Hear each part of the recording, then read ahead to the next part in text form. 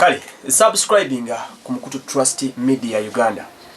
Waswa Emma nga bulijjo muli mutya mikono gyange nyonge do babu zaako ne balamusako nyonyonyo mwebale ku subscribe ku channel za Febili Trust Media Uganda Waswa Emma. Facebook Waswa Emmanuel, TikTok kwendi Waswa Emma. Jona ndonyezayo. Lakini tukolate ebitagisa mbalamusako ne mbatumirako mwenaje musinzi atambula ne beef organic ku Rubaga Road wali. Gende yakujanjabe. Kasoke tandikira ku very interesting story. Eyavudde mu ggwanga eri abanaffe aba South Sudan. Ebintu byensi bizibu era byewunyisa mune biri so interesting. Waliwo aba South Sudan bagambye nti bagobye buli muyimbi yenna afa e Uganda. Ekimugobeza kibadde ki? Bamugobe nga bagamba nti Abannayuganda tebalina kisa. Abannayuganda mubaganye okubakungubagirako oluvannyuma lw'okufiirwa omuyimbi waabwe gwe nategeddeko bamuyita omuyimbi obadde bamuyita Mantani of Hard Life. Bamuyita Mantani of Hard Life Avenue.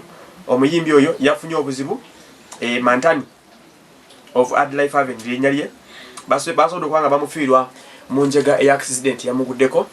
Ne bagamba nti Bannayuganda bulijjo bagendayo ne ba performing ne bayola sente zaabwe ne babeyagalirako bafiirwa batyo omuyimbi e South Sudan ne muta responding kubakungubagirako bagamba nti esaawa buli Munnayuganda yenna omuyimbi bagenda kumubaninga aleme kuddamu kusaalimbira mu ggwanga erya South Sudan. Ne bana ba South Sudan tetumanya bumanyizi ndoza kando kankaze na muluzungu.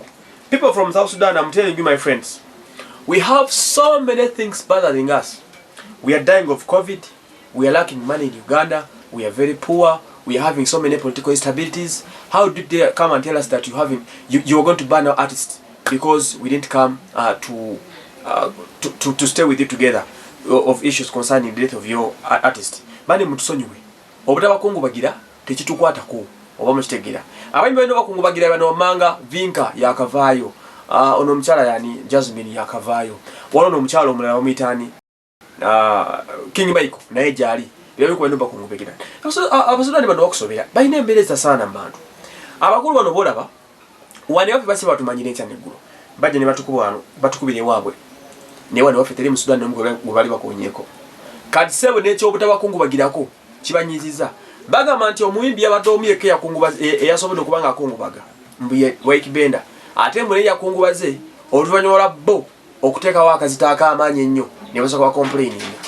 Mubeere serious namwe mwemulozo tuli beetaaga ddi mu music industry eno kale tubeetaaga ola audience gye mutuwa eri eyo naye bano abasajja balina akamanyiro bakusobera balina akamanyiro nefugabbye abasajja bana be South Sudan nkubuulira mazima balina embeera ze bateekawo n'okunyigiriza abantu n'olowooza nti obulamu ensi yaabwe. Man, they are not even serious these guys.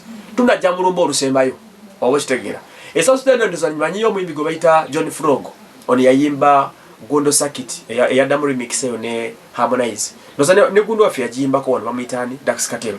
So basajja mmwe mulekera otujoganga bano ne munakuze entalo batuku sebo mwagala mutufuge ne waffe mutufugireyo mbolo okuba netwabawaniseeko iyo guys are not serious kale okufa kibi yatubasasiddeko naye akajanya mukakomi okitegedde nze wasomani subscribing